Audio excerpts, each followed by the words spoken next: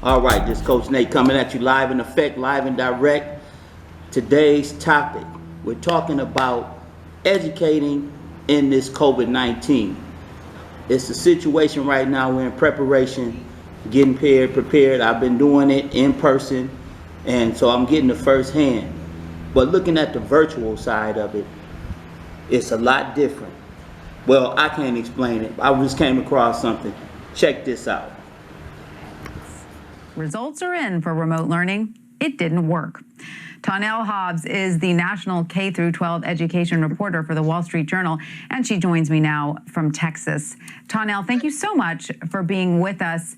So tell us off the top, why did so many come to the conclusion that remote learning simply did not work?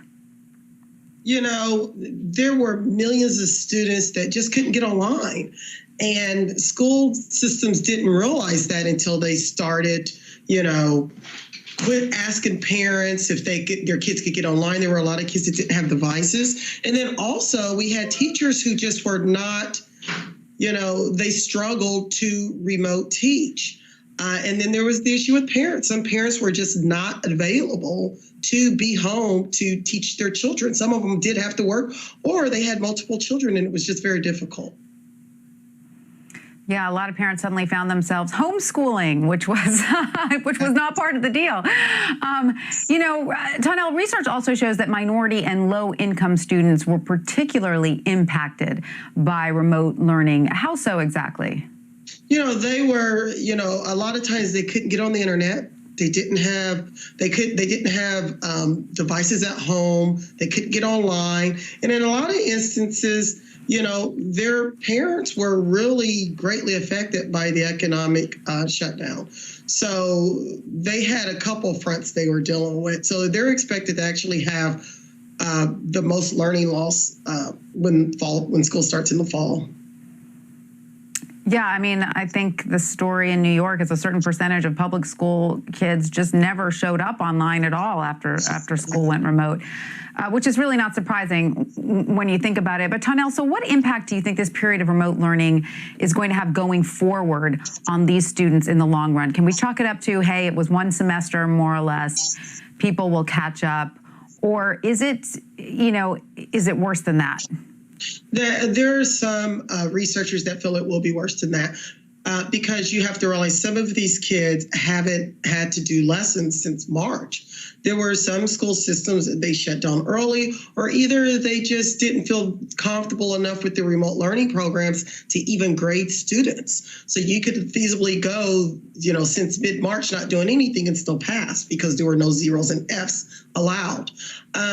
There is the belief that this will, you have the so-called summer slide, that this would be the COVID slide, and it's going to be much worse because it will be about 5 months in August when kids go back to school.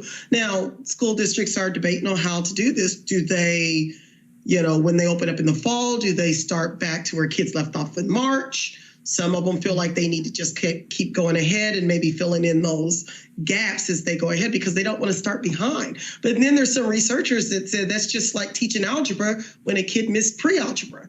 So, there's going to be a lot to work out. And I see some of the school districts already talking about how when the kids come back, they're going to have to assess them and test them just to see where they are.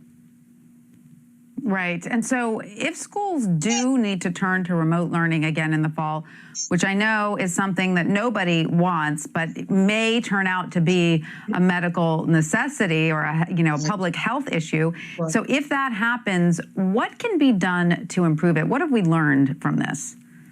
They know that they're going to have to make sure all the kids can get online, that they have devices. It's very hard to do remote learning when you can't get online because some school districts started passing out the packages.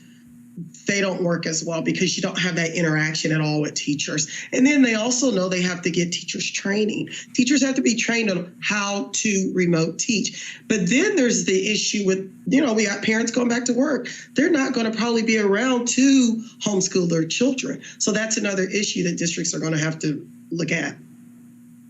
Yeah, and it definitely varies from age, depending on the age of the child, how much supervision they need. Well, Tonnelle Hobbs, thank you so much for joining us. We really appreciate it.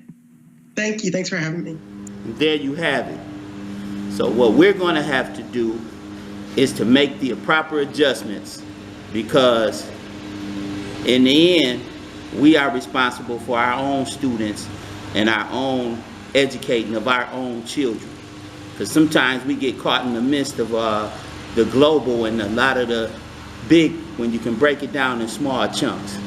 So a parenting tip, if you're on the side of parenting, work with your kids. Do little things like Zoom with them.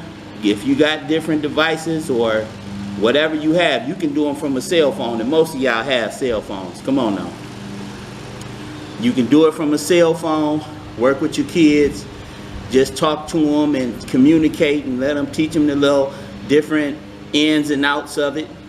That's one way, because the virtual learning on that side has to increase. We have to do better with that, because that's the only way, because we're getting further and further behind.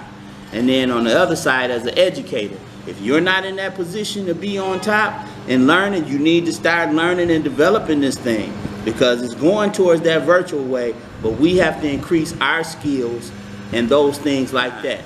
Keep learning, keep growing, and keep me posted, because I'm super excited about your future. Peace.